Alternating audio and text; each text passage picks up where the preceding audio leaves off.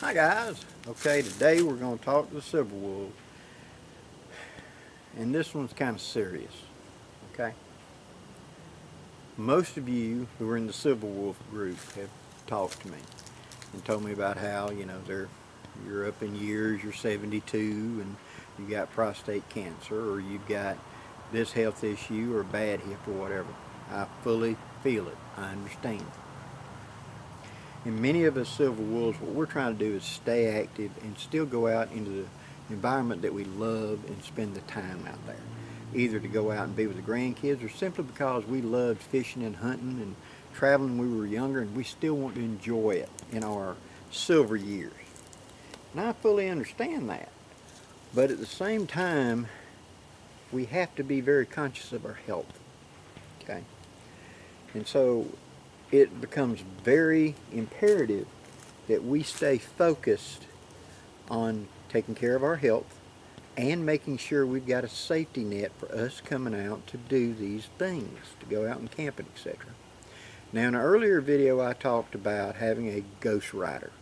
This is someone that is your ghost rider. They're going to be made aware that I'm going out, they're staying home.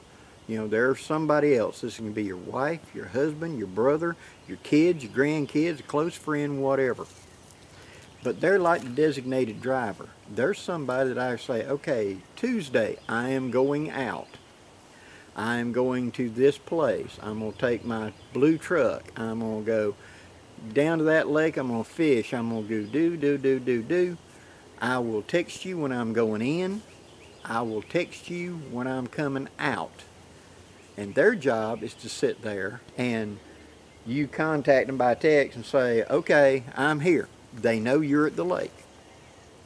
If you do not contact them by the designated time, it's their job to try to contact you, and if you do not respond, to contact the authorities and say something's gone sideways and you have a medical issue. Your ghost rider should have a copy of what all's wrong with you. Something written down. You should have a list of your medications and all with them, so that when they hand it off to the appropriate authorities. Now let's deal with that for a second. The appropriate authorities. I live here, but I'm going there. What county is that? Well, that's Walker County. Okay, you're going to be calling the Sheriff's Department in Walker County. Because if I call my hometown 911 and I say my buddy is at Walker County, which is a 2-hour drive north of here, and he hadn't called me back and he's got a medical condition and I'm concerned about him and I need you to do a welfare check, he's down at the lake, they're going to have to ricochet that through so many departments, it's probably going to get lost. Dang. However, you're the designated driver. You're the ghost rider. We've already talked before I ever went, and know that I'm going to Walker County. And you've already looked up online. Sorry. You've already looked up online. This is Gingy. Say hello, Gingy. You've already looked up online and found out what the Walker County Sheriff's Department is. So that whenever I don't call back, I don't respond, and you try, give me a fair break now, but you don't get a hold of me, you're going to contact the Walker Sheriff's Department and say, I have a possible problem. This individual has a heart issue. He's at this lake. I cannot get a hold of him. I'm concerned. I need you to do a welfare check. And that gets the authorities to come out and look for me. See? So here's the little homework you've got to do. 1, I need you to find your ghost rider, whoever that may be. In my case, it's my wife. Now, I contact her, because if she's at work or whatever, I say, I'm going out. She knows where I'm going. In my wallet, on top of my driver's license, is a piece of paper that has all my medical stuff on it. It lists my medications, and it lists my medical problems that I have.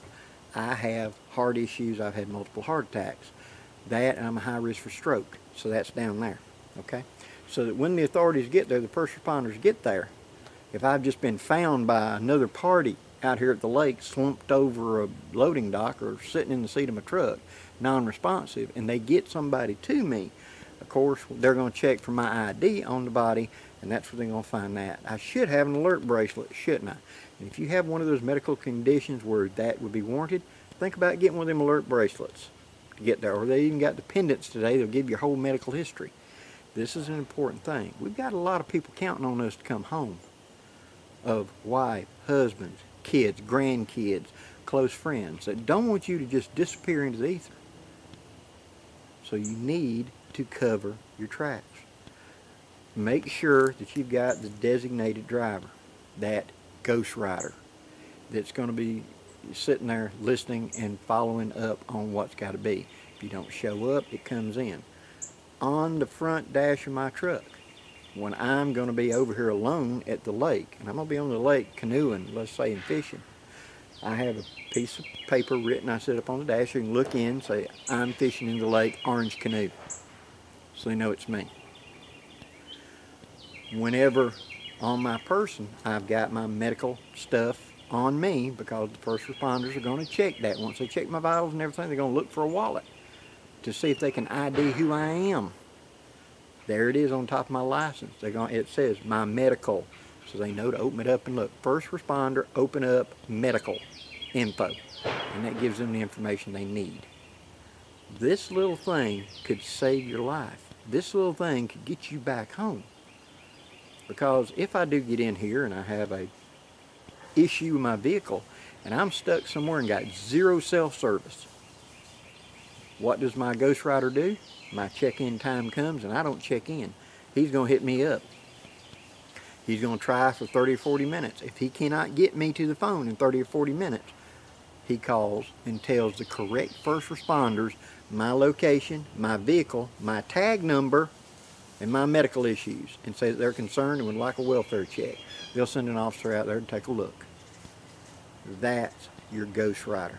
That's how you put it in that way. A lot of people just don't know, well, I don't know who to call or whatever. That's how you set it up.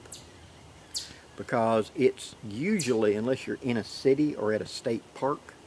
Now if you're going to a designated state park, and I tell my ghost rider I'm going to this state park, here's the contact information. Call that number and verify it's a real number before you ever go, before I hand it off to my ghost rider. Like when me and Roger went to Frozen Foot, we're on top of Duggar Mountain. You have no cell service in Duggar Mountain because it's so high up, and you're kind of in a, like a football stadium on top of that mountain. The rock walls go up high. And so the rock walls go up higher. So I don't have any cell service for 3 days. But I've got somebody with me, which is Roger. Never solo alone. And so Roger knows my conditions and knows what to look for. And if I get non-responsive or whatever, he's going to get me off that mountain. Same thing, he has some medical issues that I'm aware of, and I'm going to keep an eye on him. So we got a buddy system like Ranger buddies. We keep an eye on each other. And that's how this system works. So, for you Silver Wolves, you've got medical conditions and things like that. Think through this. I'm a first responder that just got called out here because some random person found you slumped across the seat of your truck in this state park. Have you got on you an ID so I can identify it's you? Do you have some way of me knowing your medical history without taking all the time for it to filter through the ether back to me? If I've got a piece of paper that tells me. Also, if I've got broken down, I've slid off, I've had some other issue, who is going to call for assistance? Who are they calling? And how does that responder know where to find me and what to look for? I'm in this red Nissan Pathfinder. Here is my card tag number. It'll be this individual. He wears a big hat. Here's the da-da-da-da. That's the important information. Saving time. Because if you got a stroke, minutes count. And history is full of things, of people in their day-to-day jobs or whatever that worked in forests or worked on farms or whatever, simply didn't show up for supper. And nobody went looking for them. Figuring, oh, they're doing something, they'll be in later. And then the next day they find them in the field pinned under a tractor. Or 2 broke legs where the horse throwed them and they froze to death during the night. I'm not trying to scare you. I'm just wanting you to think through this. This is one of them topics that bothers us because we are civil wolves and we are independent and we don't want to think about ourselves in that way, but it can happen. And we got a lot of people counting on us to come home. And so we need to focus on giving ourselves, our first responders, and our loved ones back home the maximum opportunity to help us and get us out of this. That's what you should do. If you've enjoyed this content, guys, please hit that like, share, and subscribe button. I'd really appreciate it. And there'll be more videos coming up very soon. Till next time, guys, I'm Blackie, wishing you safe journeys. Have a great day, guys.